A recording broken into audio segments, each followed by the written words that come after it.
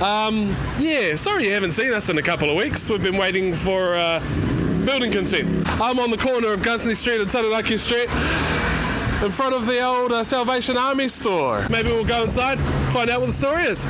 Well, it's sure as hell not the Sally Armies anymore, eh? Nah. Well, they got a bit upset because the brewery was in here.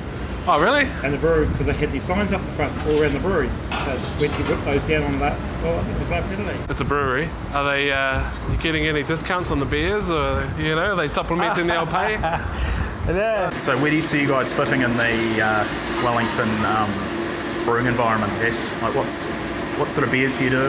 Yeah, sure.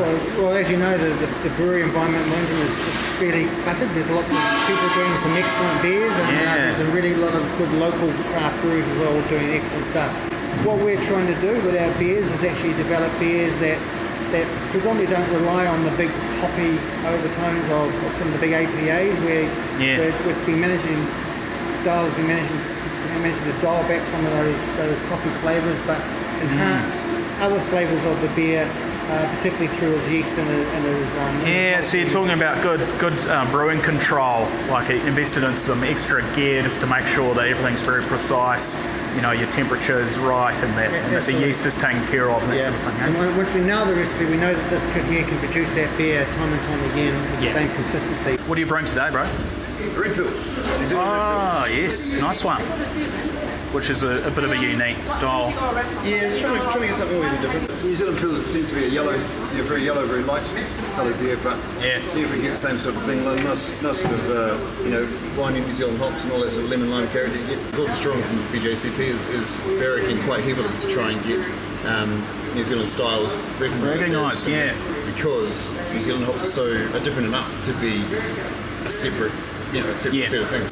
Redback wheat malt, is that right? Redback wheat. So it's a bit of an experimental malt in a way, like Redback wheat. It's Gary's.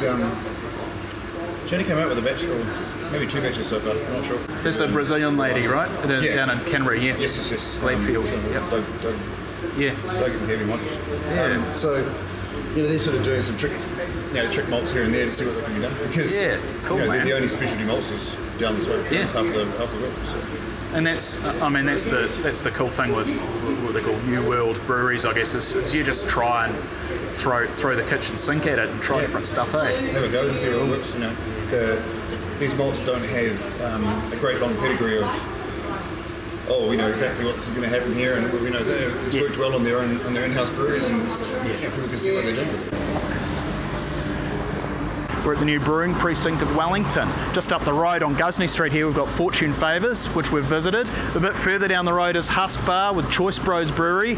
Turn that way, Cuba Street, we've got Heyday just up the road. A year ago, there were no breweries in this area. Now there's 3 more, about to be 5. Follow me. So here in the alleyway off Gunsney Street, just heading towards Taranaki. So we've got 2 new spots have opened up here. We've got Garage Project.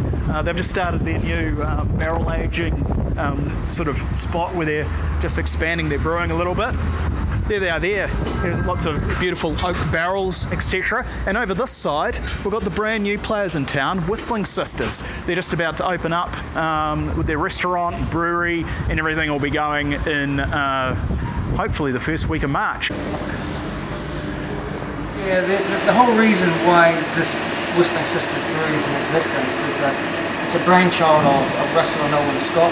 They had 2 daughters. That's where the sisters' names come from. They are the titular sisters. Yes, they are. Right. And unfortunately, Karen passed away a few years ago with secondary breast cancer, and from that, the Scots created the Karen Louisa Foundation, which is a foundation that raises money for research in that secondary breast cancer. The whistling part of it is more the attitude that we've all gone through those similar sort of stories, whether it's a death of a daughter or a mother or father or a divorce or a redundancy or whatever. We've all got those stories in our lives. Yeah. And the whistling part is just a little bit about the attitude, about how we get through that adversity. The old Monty Python, Life of Brian, when you tune on life's bristles, don't grumble with a whistle. Yep. So fantastic. It's us. Excellent, man. Right. And one thing I like about it is that so this is our Salvation Army building, so in a way you're carrying on a tradition of philanthropy.